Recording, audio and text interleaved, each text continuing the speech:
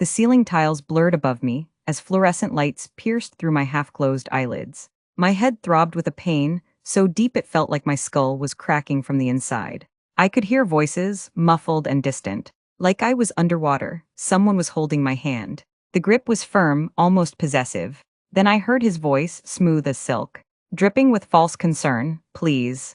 Doctor, you have to help her." She fell down the stairs. I tried to catch her. But I was too late. That voice belonged to Royce, my husband of 38 years. The man who had just beaten me unconscious in our kitchen 20 minutes ago. My body wouldn't move. My lips wouldn't form words, but my mind was screaming. I am 62 years old, and I have been living in a nightmare for most of my adult life. It started small, like these things always do. A raised voice here, a shove there. By the time I realized what was happening, I was already trapped. Royce was a respected businessman in our town of Harlow Creek. Everyone loved him. He donated to charities, attended church every Sunday, and smiled at neighbors like he was running for mayor. Behind closed doors, he was a monster. The beatings became routine. A bad day at work meant I'd pay for it. Dinner not ready on time meant bruises on my ribs.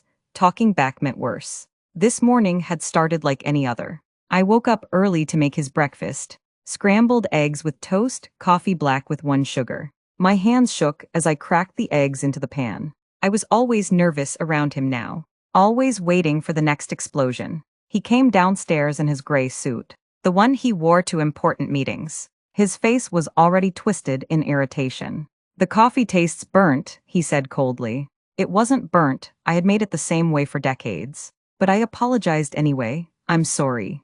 I'll make another pot." He grabbed the mug and threw it against the wall. Hot coffee splattered everywhere. "You can't do anything right anymore," he hissed, stepping closer. I backed away instinctively. But there was nowhere to go. My back hit the counter. His hand came up fast, striking my face with such force that I tasted blood instantly. My cheek burned, my vision swam. I tried to stay standing, tried to stay quiet, but my legs gave out. I fell to the kitchen floor. And that's when his foot connected with my side. Once, twice, 3 times, the pain was blinding. I curled into a ball, protecting my head with my arms like I'd learned to do over the years. Then everything went black. When I came to, I was being lifted. Royce was carrying me to his car, his face a mask of fake panic. "Stay with me, Celestine," he said urgently. As if he cared, as if he hadn't been the one who put me in this condition. He drove fast, running red lights, honking at other drivers, to anyone watching. He looked like a desperate husband trying to save his wife. But I knew the truth. He was protecting himself. If I died at home, there would be questions. If I died at the hospital, he could play the grieving widow and walk away clean. My body felt like it was made of broken glass. The emergency room doors slid open, and Royce was shouting for help. Nurses rushed over with a wheelchair. I was transferred quickly, efficiently. My eyes flickered open, just enough to see a young nurse with kind eyes leaning over me. Her name tag read Patris. "Ma'am, can you hear me?" she asked gently. I tried to nod, but even that small movement sent pain shooting through my neck. Royce was right there, his hand on my shoulder, squeezing just hard enough to remind me of what would happen if I said anything. "She fell down the stairs," he repeated to anyone who would listen. I heard the crash and found her at the bottom. They wheeled me into a private examination room. Royce tried to follow, but a doctor stepped in front of him. She was tall, with sharp eyes and silver hair pulled back in a tight bun. Her name tag read Dr. Linnea Voss. "Sir, I need to examine your wife privately," she said firmly. Royce's jaw tightened. I could see the anger flashing in his eyes, but he couldn't argue without looking suspicious. "Of course," he said smoothly. "I'll be right outside if you need me." The moment he left the room, I felt like I could breathe again. Dr. Voss closed the door and locked it. She turned to me with an expression I hadn't seen in years. "Concern, real concern, Mrs. Harwell," she said quietly, pulling up a stool beside the examination table. "I need you to be honest with me. Did you really fall down the stairs?" My throat tightened. For 38 years, I had lied to doctors, to friends. To my own daughter, I had made excuses. Worn long sleeves in summer, covered bruises with makeup. But lying there, broken and exhausted, something inside me finally cracked. Tears filled my eyes. I shook my head slowly. "No," I whispered. "He did this to me." Dr. Voss didn't look surprised. She looked sad, like she'd seen this too many times before. She examined me carefully, taking photos of every bruise. Every cut, every mark, my ribs were fractured. My cheekbone was cracked, I had internal bleeding. Celestine, she said softly, you could have died if he had hit you just a little harder. Or in a slightly different spot. You wouldn't have woken up, I already knew that. I had known it for years, but hearing it out loud made it real in a way I couldn't ignore anymore. I'm going to call the police. Dr. Voss said, panic shot through me. No, please, you don't understand. He'll kill me, he'll find a way. She took my hand gently. Not this time. This time, we're going to stop him. Nurse Patris came back into the room with a clipboard and a camera. She didn't ask questions. She just started documenting everything, writing down measurements, noting the locations of each injury. Dr. Voss stepped out to make the call.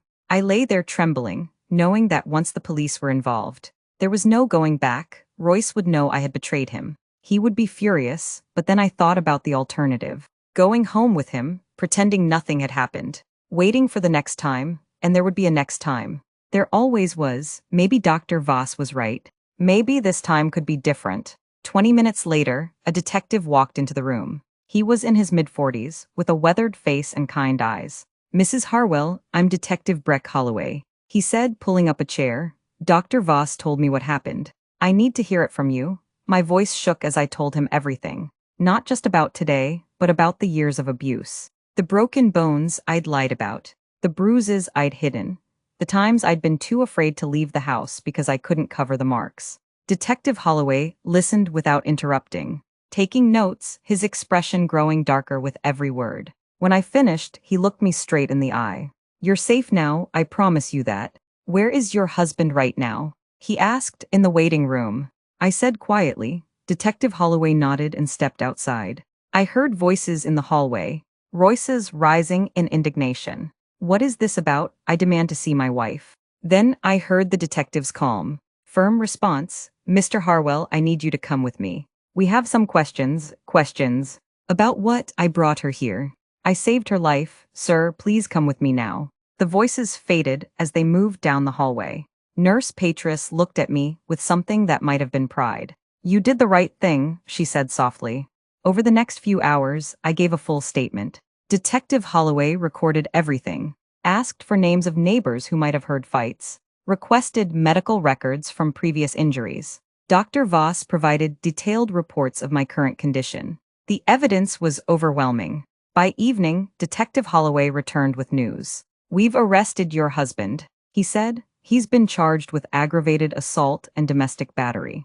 With your testimony and the medical evidence, the district attorney is confident about prosecution. I should have felt relief instead. I felt terror. What happens when he gets out on bail? I asked. He's not getting bail.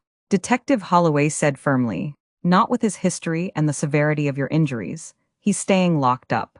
That night, I stayed in the hospital for observation. They put me in a private room with a security guard outside the door. I couldn't sleep. Every sound made me jump.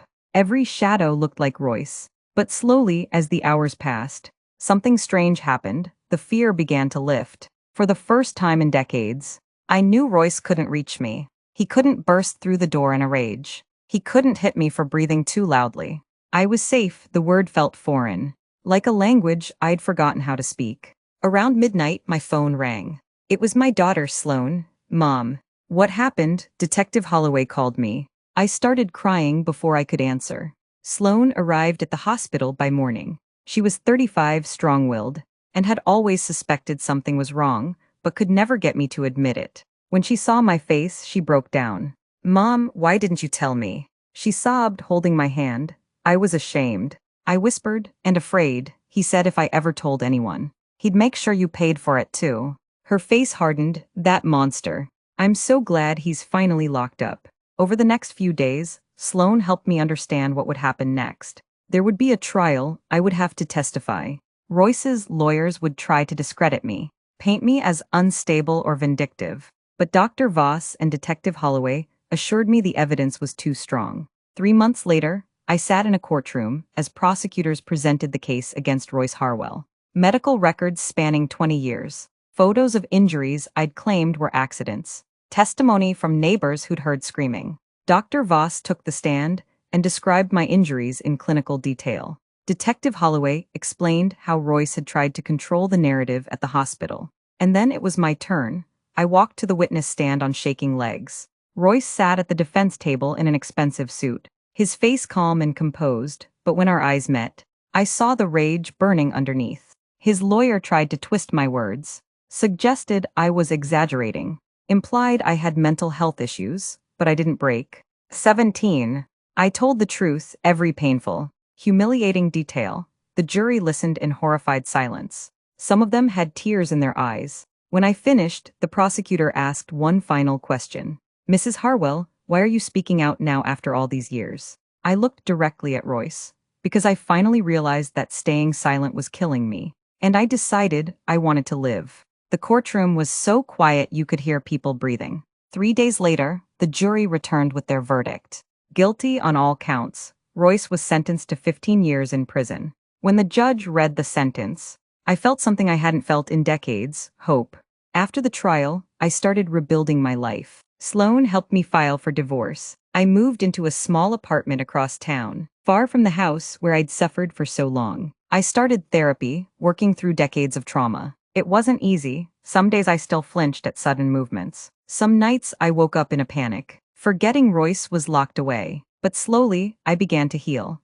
I joined a support group for domestic violence survivors. Hearing other women's stories made me realize I wasn't alone. We shared our pain, our victories, our setbacks. We celebrated small freedoms like going to the grocery store without asking permission or wearing whatever we wanted without fear of criticism. One afternoon, about a year after Royce's conviction, I received a letter. It was from a woman named Iris. She wrote that she'd been in an abusive marriage for 12 years. She'd seen news coverage of my trial, and it had given her the courage to leave her husband and press charges. Your bravery saved my life. She wrote, thank you for speaking up. I cried reading that letter. I realized that my pain, as terrible as it had been, might help others find their way out of darkness. I started speaking at domestic violence awareness events, sharing my story, encouraging others to seek help. It was terrifying at first, but it became empowering. I was no longer a victim, I was a survivor. I am 63 now, and my life looks nothing like it did a year ago.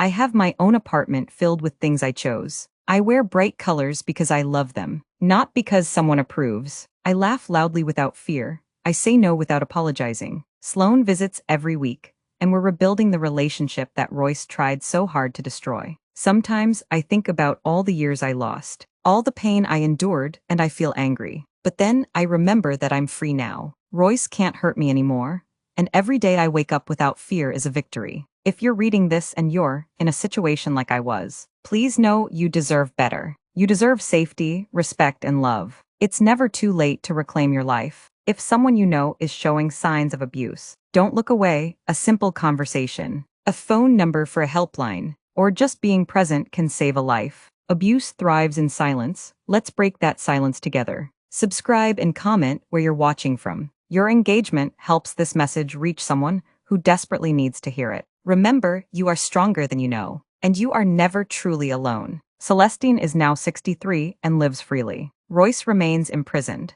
If you or someone you know needs help, call the National Domestic Violence Hotline, 1-800-799-7233. Before you go, I need to know something. What hit you the hardest? The betrayal, the moment everything fell apart, the twist you never saw coming. Drop it in the comments right now, and tell me what you want to see next. Medical fraud, family secrets, financial crimes, hidden identities. Your ideas become our next stories. If this story kept you glued to the screen, hit that like button. If you want more shocking true stories that expose the truth, subscribe and turn on notifications so you never miss what's coming next. Thanks for letting me share this story with you. The next one drops soon, and it's going to shake you even harder. See you there.